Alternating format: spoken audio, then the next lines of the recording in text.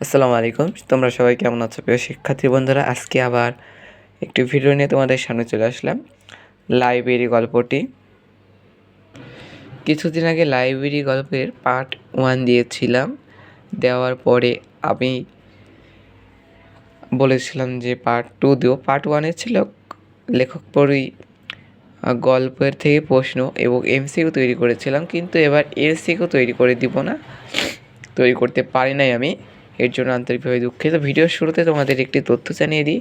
তোমরা হয়তো বলো যে স্যার, আপনি পড়াশোনার পাশাপাশি ভিডিও বা গেমের ভিডিও আপলোড দেন কেন? আমি গেমের ভিডিও সাধারণত দিয়ে থাকি। অনেকে পড়াশোনা করতে করতে বোরিং ফিল করে, তাই একাধ সময় আমি গেমের ভিডিও দিই, মাঝে মধ্যে খাবারের ভিডিও ছাড়ি। তো এর জন্য তোমরা কোনো খারাপ ভেবে নিতে পারো না। আর আমার ভিডিওগুলো যদি ভালো লেগে থাকে, লাইক, কমেন্ট এবং সাবস্ক্রাইব করে পাশে থাকবা। তো মেন ভিডিওতে যাই, চলো। তো আমার প্রথম প্রশ্ন হলো, মোতাহার হোসেন চৌধুরী কত সালে জন্মগ্রহণ করেন? 1903 সালে 1 এপ্রিল জন্মগ্রহণ করেন। মোতাহার হোসেন চৌধুরী 1903 সালে 1 এপ্রিল জন্মগ্রহণ করেন। তো আমি সেইভাবেই লিখেছি, মোতাহার হোসেন চৌধুরী কত সালে জন্মগ্রহণ করেন? 1903 সালে 1 এপ্রিল। প্রথম প্রশ্ন আমাদের চলে গেল। দ্বিতীয় প্রশ্ন, তার পৈতৃক নিবাস কোথায়? কাঞ্চনপুরে, গ্রামে। এখানে প্রশ্ন হতে পারে কাঞ্চনপুর গ্রামে তার কী নিবাস? পৈতৃক, বসবাস নিবাস, আর কয়েকটা দিয়ে তোমাকে 4টা পয়েন্ট দেবে, দিয়ে এখানে সঠিক উত্তর দিতে হবে পৈতৃক নিবাস। পৈতৃক নিবাসটা কোথায় আছে বইটা আমি দেখিয়ে দিই।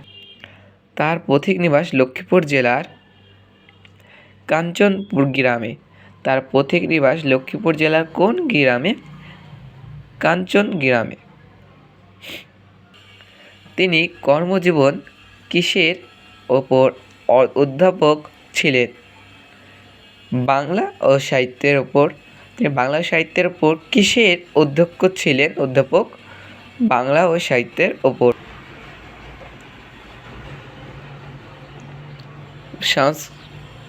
তিনি কর্মজীবনে বাংলা ভাষা ও সাহিত্যের ওপর অধ্যক্ষ ছিলেন।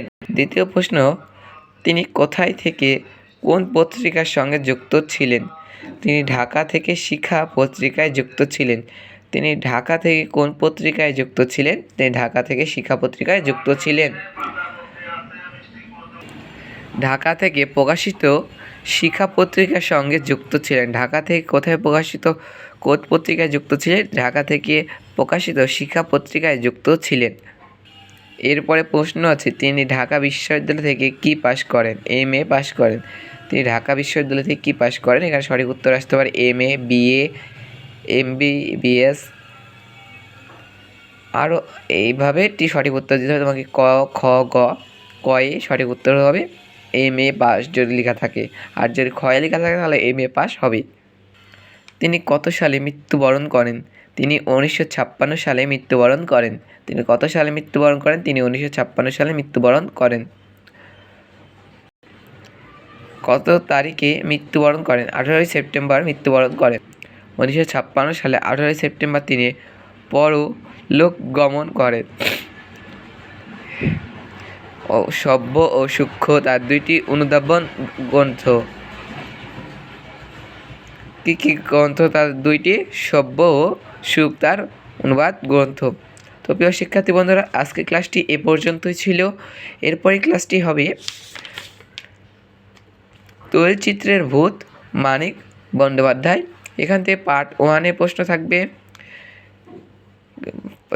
ওই গল্পটা থেকে প্রশ্ন থাকবে পার্ট 1-এ। দ্বিতীয় পার্টে থাকবে শব্দার্থ, লেখক পরিচিতি, পাঠ পরিচিতি থেকে প্রশ্ন। তো সুপ্রিয় শিক্ষার্থী বন্ধুরা, আবার ক্লাসটি যদি ভালো লেগে থাকে, লাইক, কমেন্ট, শেয়ার করে, সাবস্ক্রাইব করে আমার পাশে থাকবা। ধন্যবাদ।